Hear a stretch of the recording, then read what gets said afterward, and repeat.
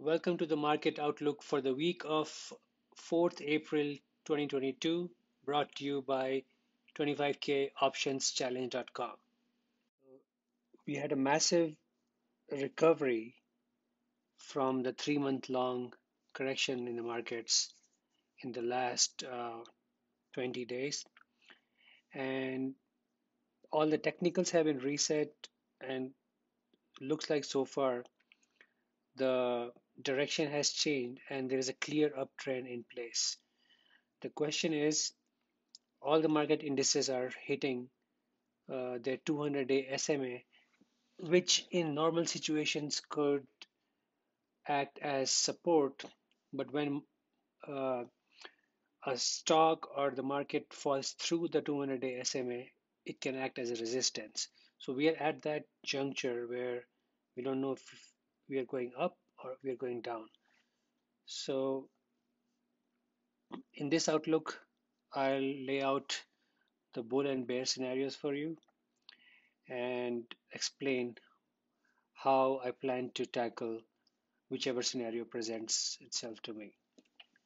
So before I start, I want to mention about the spread tracker. If you are a paying member, you must know that I track all the official trade alerts using the Google Sheets based spread tracker. So as you can see in this spread tracker screenshot, we have expirations, expiry 41, 48, 414, 422, and then all the spreads that I've taken for those dates. Uh, since the markets fell through the 200-day SMA during this 3-month long correction, all the technicals have been reset. So the recovery from this correction is not going to be a normal recovery. If you have been with me for any longer period of time, more than 6 months, and have experienced a correction, you must have noticed that a typical correction happens really quick, lasts for around a month, and then markets recover. Since this was such a long, drawn out correction, we don't know how the recovery is going to play out because there is nothing to base our future views off of. So, what I've been doing is I've been trying to balance my expirations with call and put spreads so that whichever scenario unfolds, I have a healthy balance of trades in each expiration. So let's look at 4-8, for example, expiry 4-8. So I have three bull call spreads and three bear put spreads.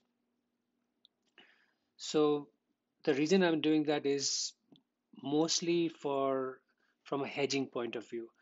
So if I take the three call spreads and the markets pull back, then these guys will become losers.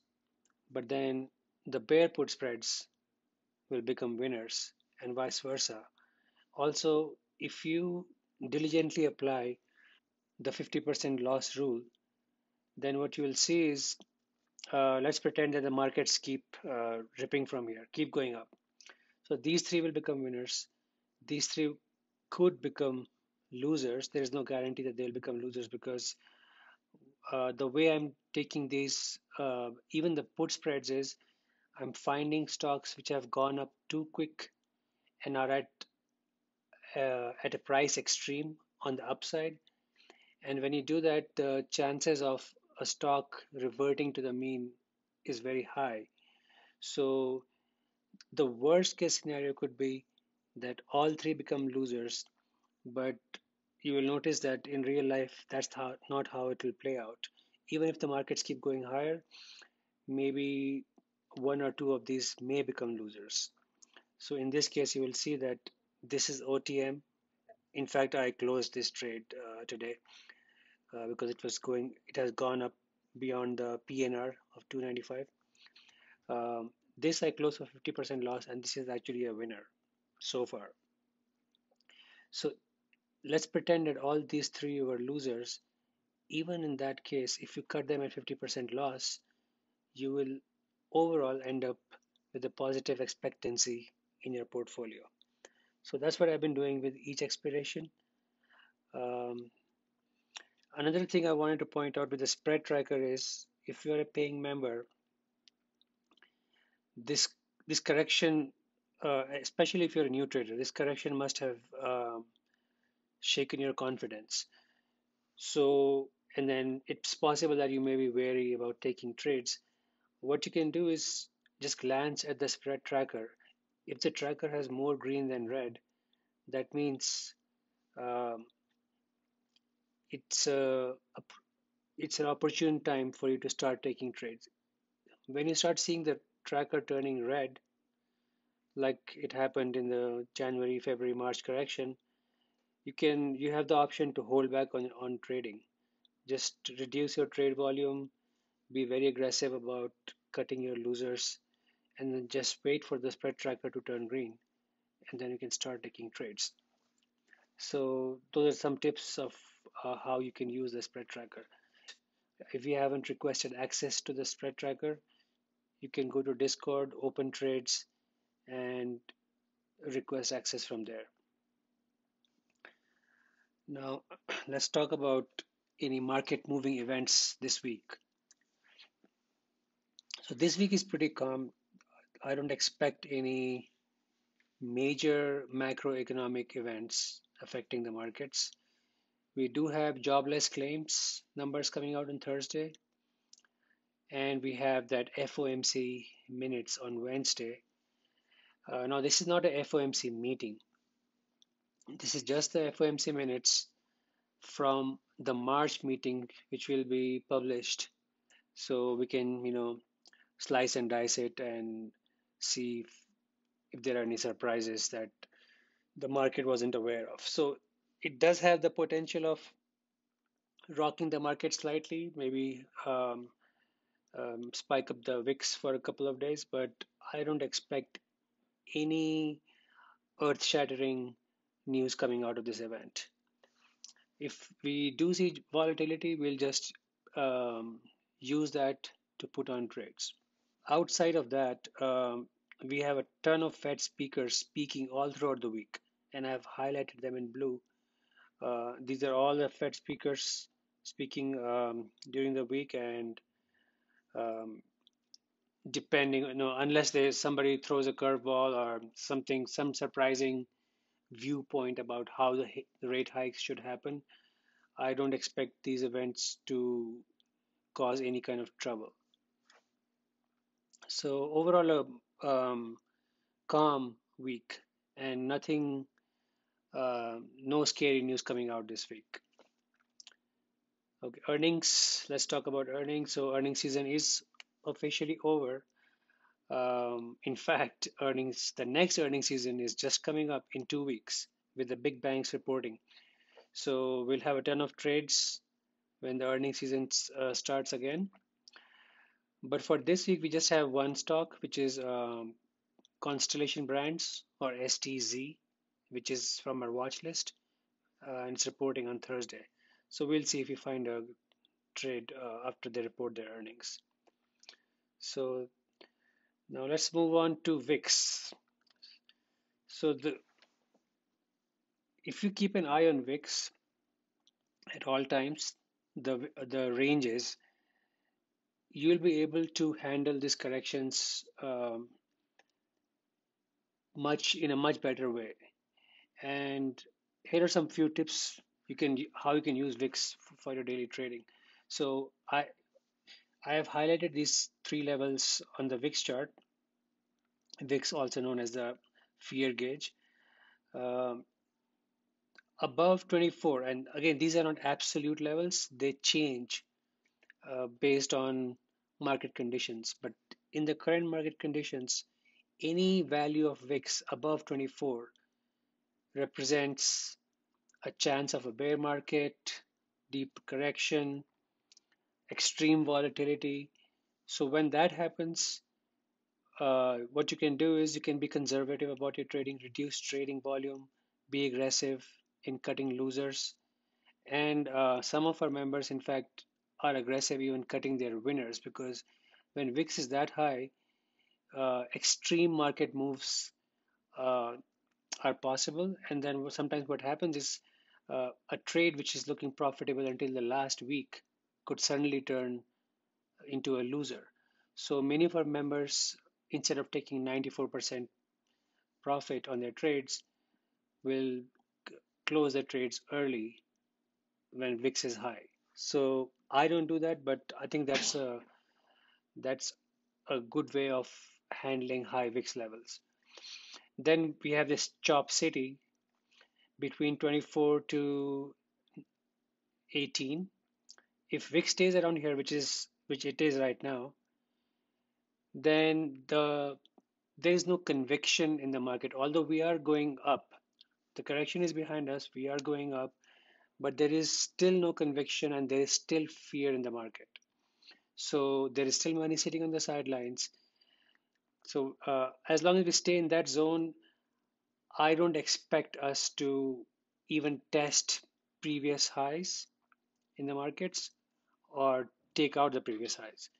But if we're still in the chop zone, it's a tradable environment, and every time the market dips, you can use that as a buying opportunity. And finally, we have the bull market. So if VIX falls below 18 and stays there, then we can expect uh, testing previous highs or going for new all-time highs. So this is a VIX chart, and if you just draw these lines, you can just, based on where VIX is trading, you can tweak your trading volume, trading intensity, and how you approach your profit and loss targets. Okay, now let's talk about SPY. So the SPY ETF, S&P 500 ETF, um, is shown below.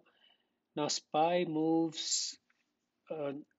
The ETFs that I follow to gauge the market are SPY, DIA, QQQ, and IWM. Now SPY, DIA, and QQQ are pretty much moving in lockstep right now. So I'll just cover SPY, but the same theory applies to all of the major market indices. So if you'll notice, this blue line is the 200-day SMA. So SPY fell through this and stayed in this region for a while when we were experiencing the correction. Now, when this happens, this same line, which usually in a bull market usually represents a region of very strong support, could act as resistance. So I was expecting some kind of pullback around this region when it touched the 200-day SMA, but we got like a fake pullback, and SPY just blasted through it. And so this was an extremely bullish development in my view. DIA did the same thing. QQQ, on the other hand, was lagging behind and is just barely testing this 200 SMA. But SPY just blasted through it, went through to this level, which is 460. And I have highlighted that if we can take out this level, 460, then you can expect a test of previous highs around 480 and possibly new all-time highs. And so right now you are seeing that we are getting a pullback in the market at this level, which I was expecting around here, but it actually happened here. Um, and it just needs to be seen where we go from here. We are at this point where we can just bounce back. If we bounce back through the 460, you will see that VIX will continue dropping and it'll drop below 18, and we'll have all sorts of bullish scenarios develop in the market.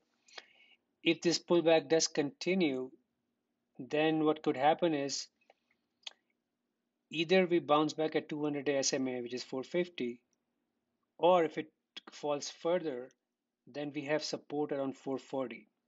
So since we are in a bull market, I don't expect us to fall through 440 uh, and go any further down unless there is some kind of a major unexpected event. And the only unexpected event that can happen right now is something coming out of the war that's happening in Ukraine. But outside of that, if things continue the way they are, the maximum pullback I expect is around this area. So either we bounce back from here, 200-day SMA, or we bounce back from here. In both cases, it's a bullish development if we bounce back, and I'll be taking trades. I'll be taking bullish trades. Now, IWM, I cover IWM separately because it doesn't move like the Dow, S&P 500, or the Qs. It has its own character.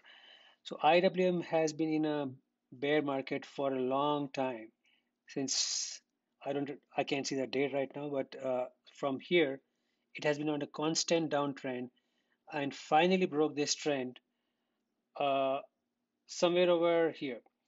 And then after that, it's been chopping around, and I've been pointing out for weeks that if IWM uh, blasts through 205 level with conviction, then you can take this as a sign that IWM is going into a bull cycle, and which is what we have seen in the last week. This is exactly what has happened.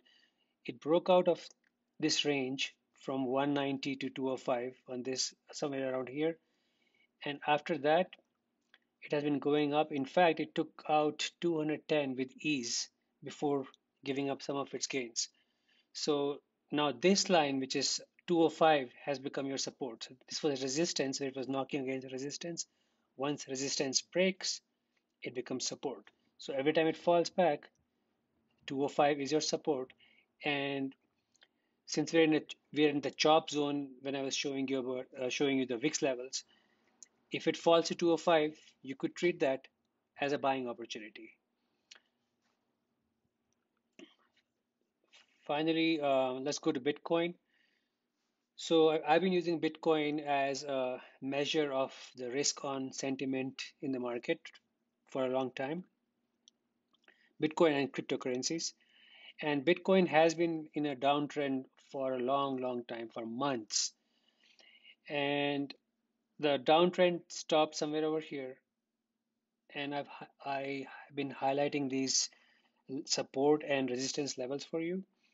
So when Bitcoin was testing 35K, I was getting worried that if it breaks 35K, we could be going another leg down. And I was even entertaining uh, Bitcoin levels at 20K becoming a real possibility.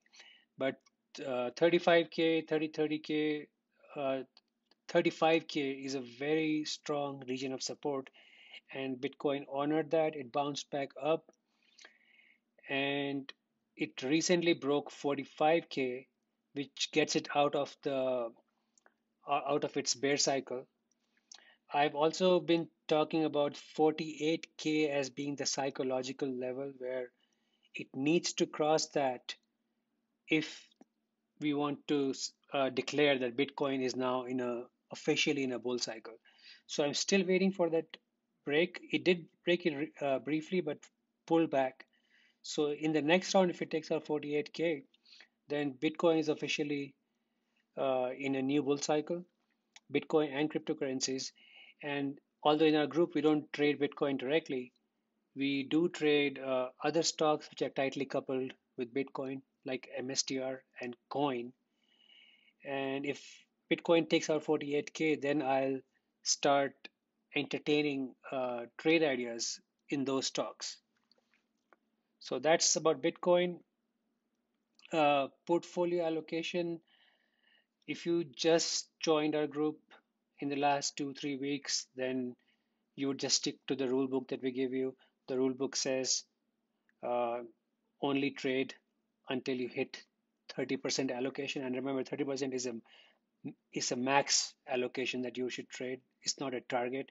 If you're new, if you're still learning, if you're uncomfortable with the market, you can trade as low as 15%. Um, so if you, let's say you have, hypothetically speaking, let's say you have $10,000 in your portfolio, you would only ever trade up to $3,000 of your portfolio. 7,000 will needs to be saved in cash at all times for correction. And in the last 1 or 2 years, how many corrections we have seen. The most recent one being the worst correction in a long, long time. So you need cash to bail yourself out if that does happen.